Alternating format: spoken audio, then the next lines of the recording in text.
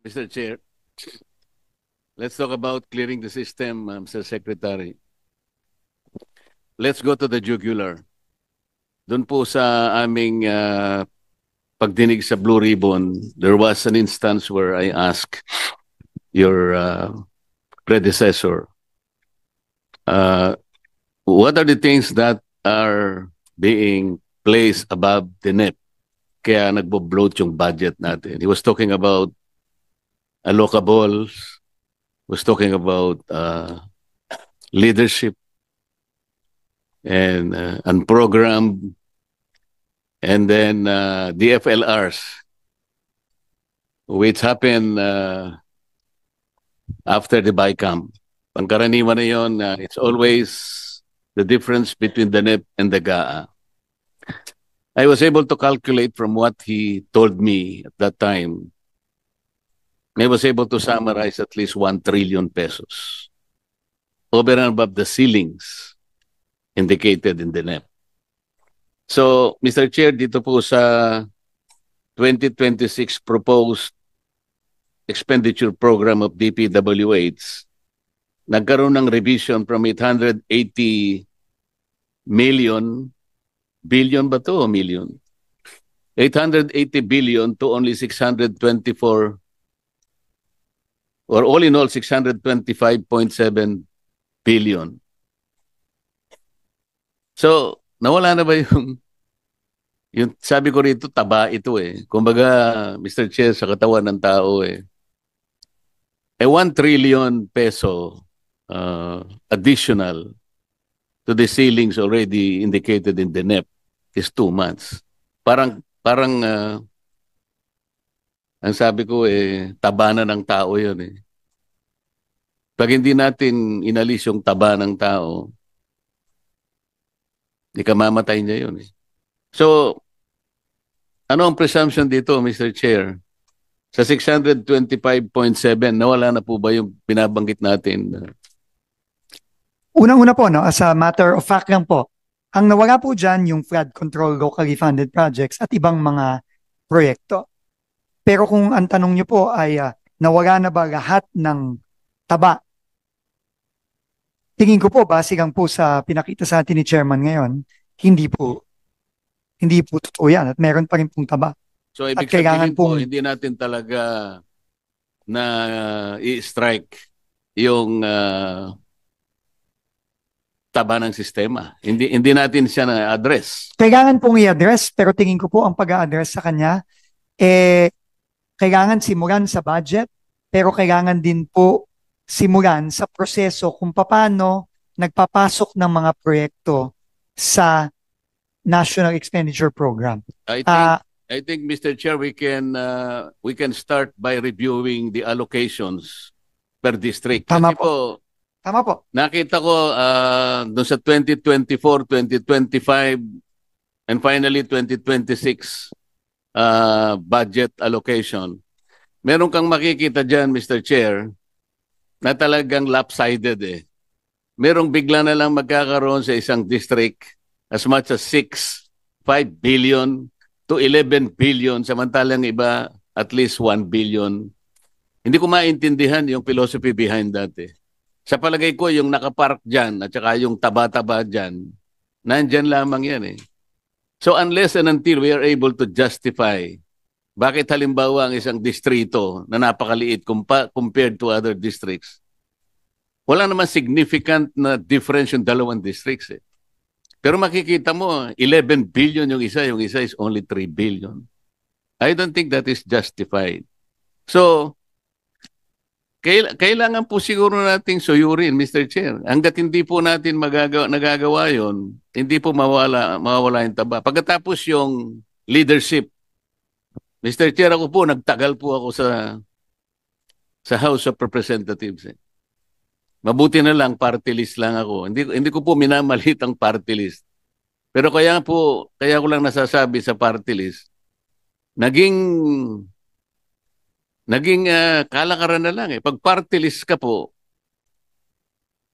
masaya ka na sa 150 million eh. Yung inyo pong constituency is nationwide.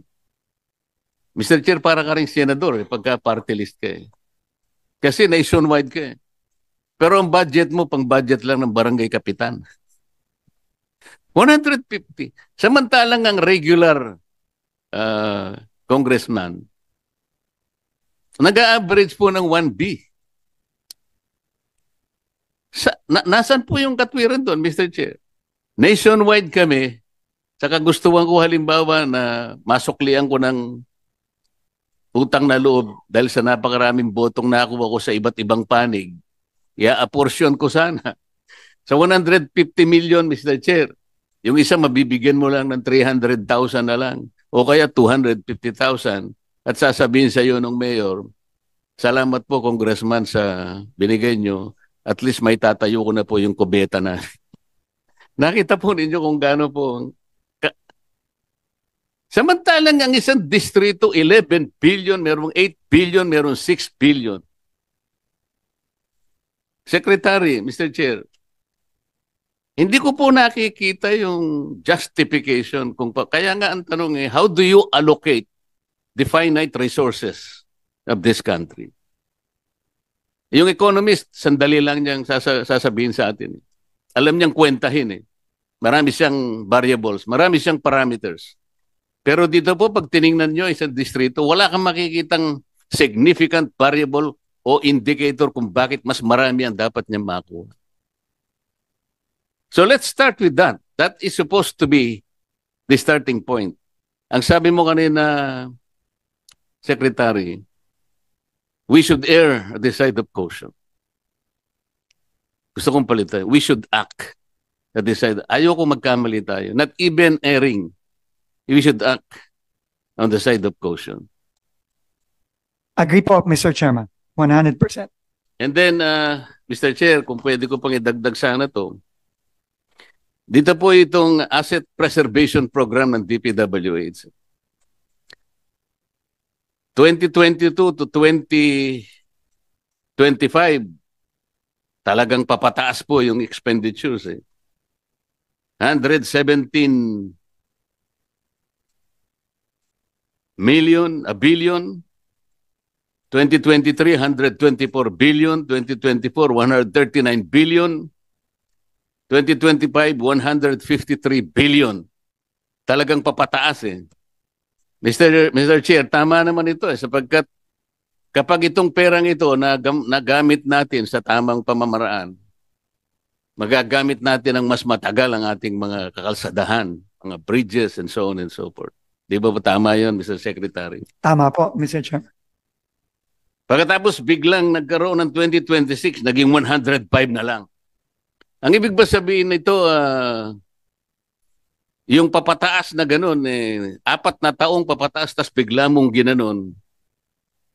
So, naisip ba natin na wala nang kakwenta, wala nang kwenta yung preservation program natin, Mr. Chair?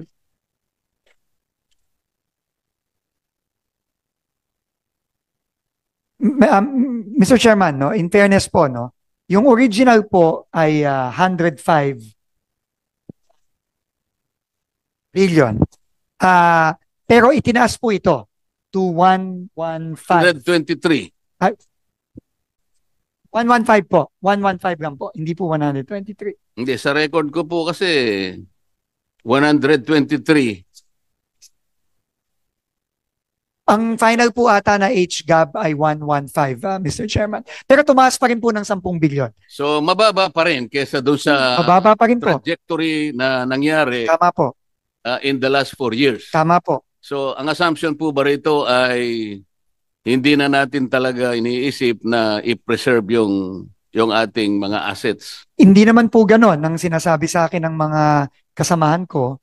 Ang ito lang po talaga, ang unang-una, ito po ang in-approve lang ng Department of Budget and Management nung sinabmit ng DPWH sa kanya ang asset preservation. In fact, ang in-approve lang po 105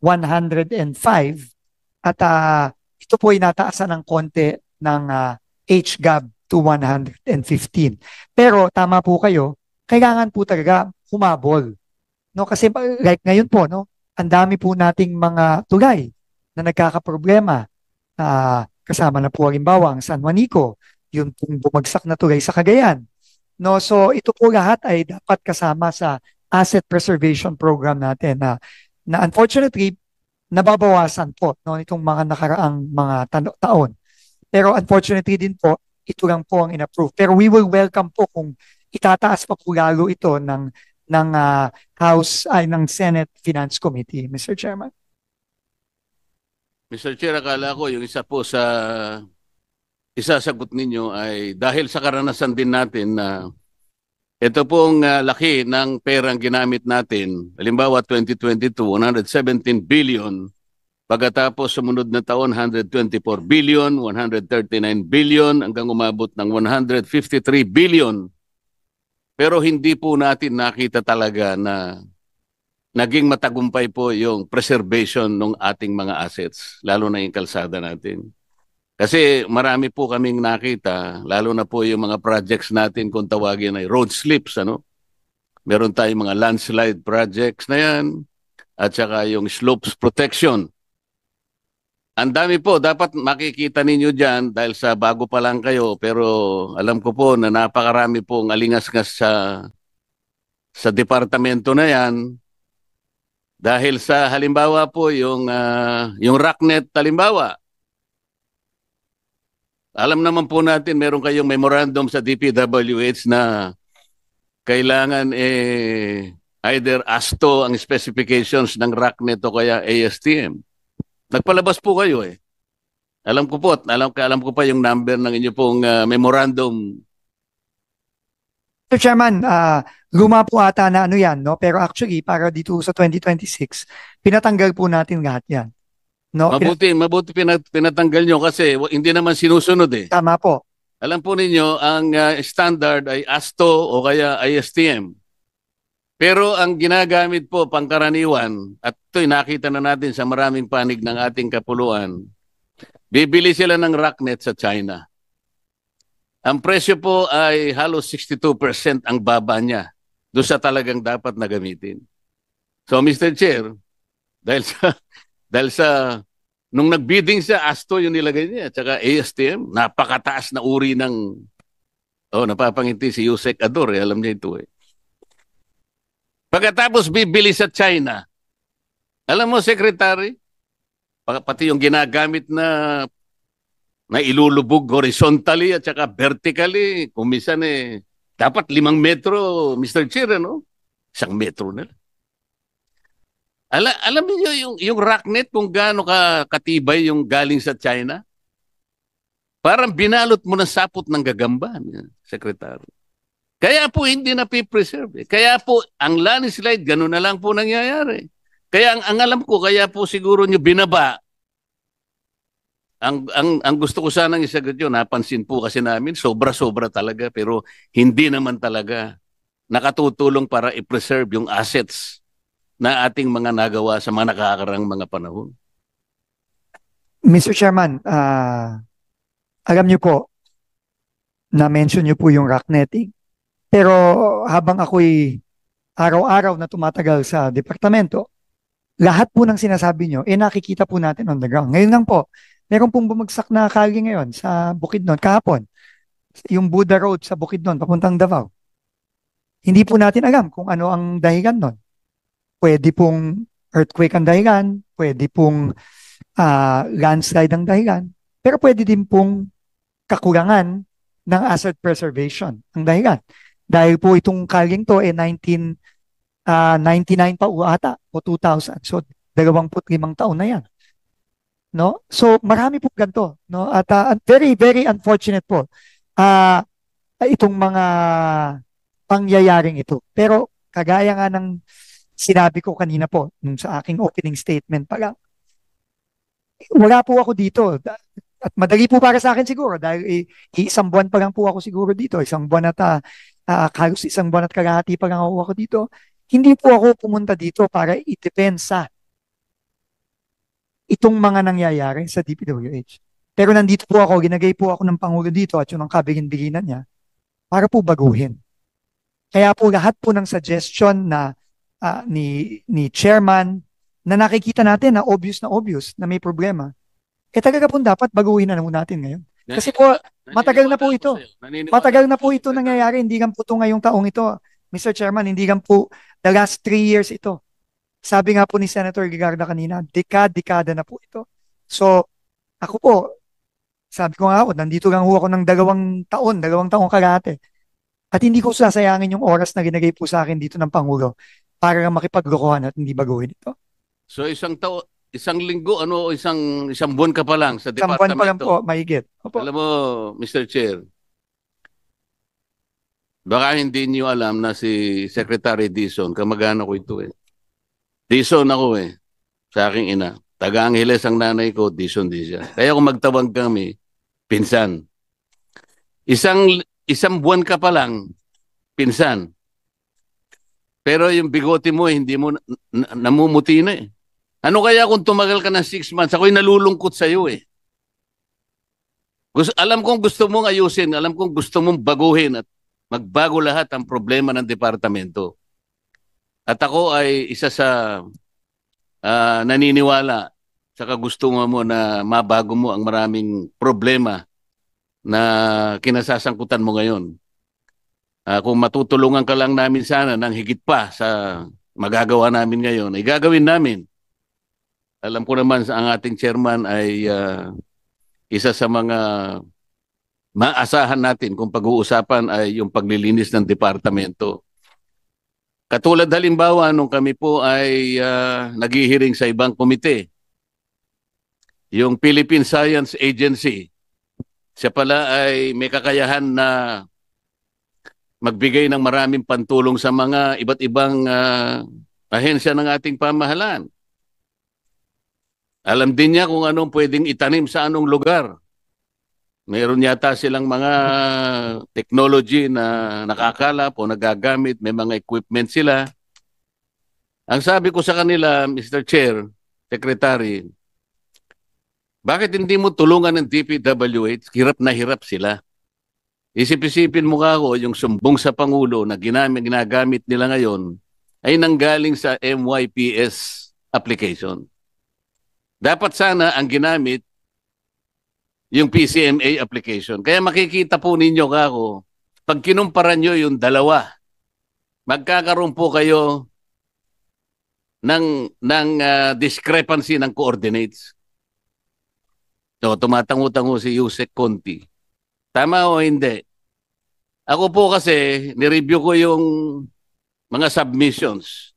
Dahil binigyan po ako ng USB ng Pangulo nung simulan ko po yung Blue Ribbon nung ako pa po ang chairman. Kaya hindi ko po extensively nagamit sapagkat yung lamang siniyasat namin, nakakuha na ako ng mga ilang projects. Nag-random lang ako. 15 yung nakita ko. Magkakaiba yung coordinates, hindi pareho. Magmula sa 67 to at least 477 meters ang coordinates na pagkakalayo. Ay sabi ko sa Philippine Science Agency, bakit hindi mo ako tulungan? Nakita mo, wala pala kayong wala pala kayong satellite connection dahil mahal daw. Sabi ko, kahit mahal ito, Secretary, kung ito ang kinakailangan para lamang yung inyong mga encoder sa baba, hindi nakakagawa ng kalokohan na ipinapalit-palit yung mga litrato na kunwari tapos na yung flood control, hindi para tapos. Ang ginagamit lang nila mga cellphone na yung signal mahina pa. Kaya nga, pag mahina ang signal, lalong lalayo ang coordinates. Hindi ba, Jose Cador? O, yan po eh. Isip-isipin na, sasabihin po ninyo na sa PCMA po real time. Wala pong real time. Yung encoder po ninyo, ginagawa po niya, nag-i-encode siya every end of the month. So monthly. Wala talaga eh.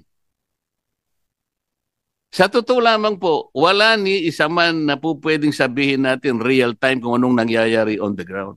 Ito yung kinakailangan pong gawin. Nabiro ko pa nga po sila eh. Hinahanap po namin kako yung mali-maletang pera na nakatago sa mga iba't ibang lugar. Na nakolekta nila sa flood control. Pwede po ba niyong malaman sa magitan ng inyong equipment kung nasaan ang mga perang ito? Kahit na biro lang nasasabi namin, Secretary, sapagkat kailangan po nating gawin lahat. Ang lahat ng kaparaanan, maitama lang natin ang maraming dapat itama. Hindi natin magagawa. Siguro magtatagal bago natin magawa. Ngunit kapag naumpisahan natin by acting on the side of caution, not erring on the side of caution, yun po ang dapat natin gawin, Mr. Secretary. Mr. Chairman, we agree po, no? 100%. At ang Pangulo po mismo, yun po ang direktibang binigay niya sa akin nung bago po kumupo. At yun po ang pipilitin natin gawin. Of course, with the help po ng ating komite, ng ating mga ibang opisyalis po. Kasama na rin po ang Philippine Space Agency dahil ang satellite feed po na real time, kung mayroon, kahit na hindi yan araw-araw, kahit na once a week lang o once every 2 weeks, napakalaking bagay na po nun kung magagawa po natin yan. Yung po mag-audit ng project natin, pwede kaya natin gawin, Mr. Chair, na kasangkapanin na lang natin ng JICA para po makita yung... Kasi sa aking pagkakaalam po, yung kanilang mga auditor, yung kanilang mga engineers, mapagtitiwalaan po eh. Baka sakaling yun po ay makatulong din sa atin. Pwede tayong humingi ng tulong po hindi lang sa JICA, kundi pati sa ADB at sa World Bank. No? Tingin ko yan po ay posible, Mr. Chairman. Pwede ba natin i-consider, Mr. Chair, na kasi po nung nagmi-meeting kami sa Blue Ribbon, isa po sa mga lumitaw na mga rekomendasyon. Dahil nagsisimula po yung corruption sa mga engineering districts. Pwede kayang i-streamline natin yun. Ang suggestion nga po, alisin na yung mga engineering districts. Meron ba tayong ibang alternative? Kung sakaling tanggalin ang mga engineering districts, halimbawa, kung ano man alternative na gawin natin, wag na ganun karami. Pwede po nating pag-aralan, Mr. Chairman. No? Marami po talagang kailangan repasuhin at baguhin, no? Dito sa departamento. Dahil nakita naman po natin na yung current na sistema nagresulta dito sa nakikita na natin ngayon. So kailangan po talagang baguhin. At, pagkaraniwan po kasi, Secretary, hindi naman lahat nangyayari sa mga districts. Ang congressman po kasi, ang siyang nakapangyayari do sa pag-a-appoint ng district engineer. Hindi po sa lahat ng pagkakataon ganoon. Meron namang hindi. Pati pag-alis ng engineer o district engineer, nandun pa rin sa kapangyarihan ng kung sino man yung makapangyarihan ng congressman na yon. So nakita po ninyo sa aming initial na pag-iimbestiga, yung first engineering district ng Bulacan, isipin po ninyo, 2022 to 2025, nakapagdala si Saldico ng 35 billion sa isang distrito. Paano po natin i-justify yun? Yun po eh. Maaring drastic po yung sinasabi namin na tanggalin lahat ng ano. Ngunit, yung ganun pong pangyayari, kung ano man ang katapat na solusyon nun, drastic man o hindi, dapat hindi nangyayari yung ganun. 35 billion sa loob ng 4 na taon. Kulang-kulang sa 8 billion pesos per year, Mr. Secretary. So, ito po yung dapat nating tugunin. Ito po yung dapat nating i-address para yung sistema po. Mahirap baguhin ang sistema, ngunit kailangan po nating i-address sa lalong madaling panahon. Maraming salamat.